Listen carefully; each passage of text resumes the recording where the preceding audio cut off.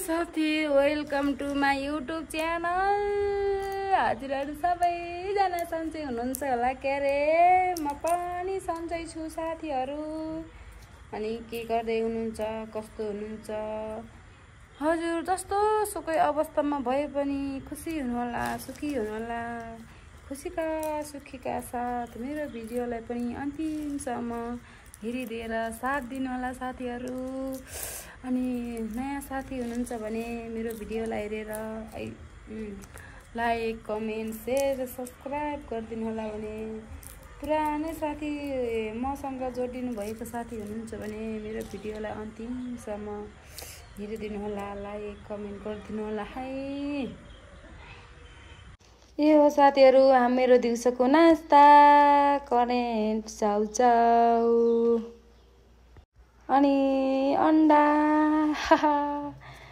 अन्डा अनि चाउचाउ पाकेर मैले चाउचाउ थालीमा हालेँ। भन्नाले सानो बाटामा हालेँ त थाली होइन, सानो बाटा हुन्छ नि, त्यसमा मैले चाउचाउमा भएको सुपहरू सबै राखेँ एकाएक गर्दै।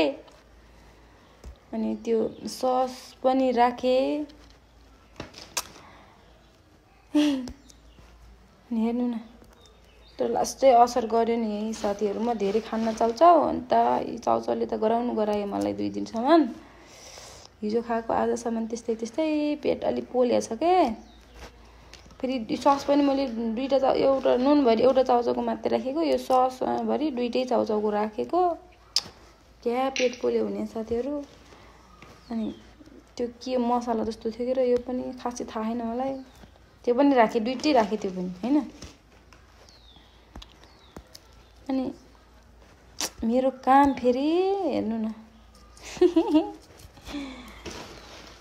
दिदीसँगै खाम भनेको दिदी पनि थिएन, म एक्लै परेँ। खस्छ फेरि हेर्नु न, त्यो हात कस्तो छ भन्ने कुरा न गर्दा फेरि खसिहाल्यो। पिरो लाग्दा भन्ने डर। अनि फाइनल्ली रेडी भयो। रेडी भइसकेपछि चाउचाउ त काठे छ बड्डा, चाउचाउ काठे त त्यस्तो हुने चाहिँ के र, तातोमा गरा हुँदै थियो। त्यो त पछि त कस्तो काटेर डल्ला परेको थियो एउटै।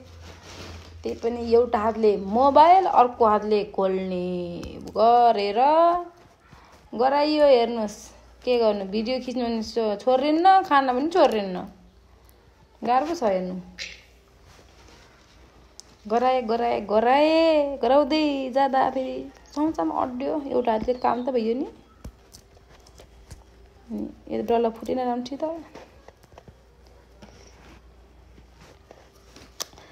फाइनल्ली रेडी भयो साथीहरू मेरो चाउचाउ। अनि मैले गमभरि खाएको भिडियो चाहिँ बनाइन ल साथीहरू।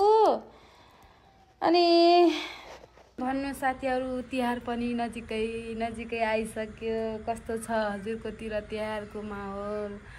अनि तिहारको माहौल सँगसँगै जाडो पनि यो वर्ष छुट्टै बढ्यो साथीहरू होइन र। जाडो पनि छिटै बढ्यो। अनि कता पानी परिरहेको छ, कता घाम लागिरहेको छ। अनि हाम्रोतिर पनि घाम लागिरहेको छ साथीहरू। हेर्नुहोस् न, यति राम्रो घाम हुने, आकाश यति सफा छ। सधैँ बिहान जाडो हुन्छ साथीहरू, के गर्नु। हाम्रो घरको फुल पनि त्यति राम्रो फुल्याउँछ। अनि के गर्दै हुनुहुन्छ साथीहरू? कतिले खेत जोतिसक्नु भयो होला, कतिले खेत जोत्दै हुनुहुन्छ होला, अनि कतिले मकै भाँचिसकेर मकै ठगान्दै हुनुहुन्छ होला। कतिले त डन्ठा काट्नु पनि भएको छैन होला, कतिले काटिसक्नु भयो होला, कतिले काट्दै हुनुहुन्छ होला। अनि कतिले अब गाउँघरमा त त्यस्तै भयो। सहरमा बस्ने साथीहरूले कतिको घरमा फिनी रोटी पाक्यो होला, सेल रोटी पाक्यो होला, कतिको घरमा तयारी अवस्थामा हुनुहुन्छ होला। दसैँ गयो साथीहरू, तिहार आएको माहौलै बेग्लै छ, वातावरणै बेग्लै छ होइन र। म पनि त्यस्तै मकैमा हुने। आज काम पनि केही थिएन साथीहरू, त्यस्तै त हो, म बेरोजगारको काम होइन। एकदम दिउँसो चाउचाउ खाएर यो मकैबारी छैन, यो मकैबारी जुन मकैबारी छ यसबाट टिपेर ल्याएको सिल्टिङ भन्छ यसलाई, हाम्रोतिर सिल्टिङ भन्छ। यो सिल्टिङलाई अब केलाउने हो साथीहरू, यसको दाल गराउने हो अनि भातसँग खाने हो। मेरो आजको काम यही हो साथीहरू। गाह्रो छ, हेर्नुहोस् के गर्ने, कलाउनु पर्यो। घाममा बसाले त आफै पड्किन्छ, तर अहिले बसे बिहालो गर्छु भनेर केलाउँदैछु साथीहरू है।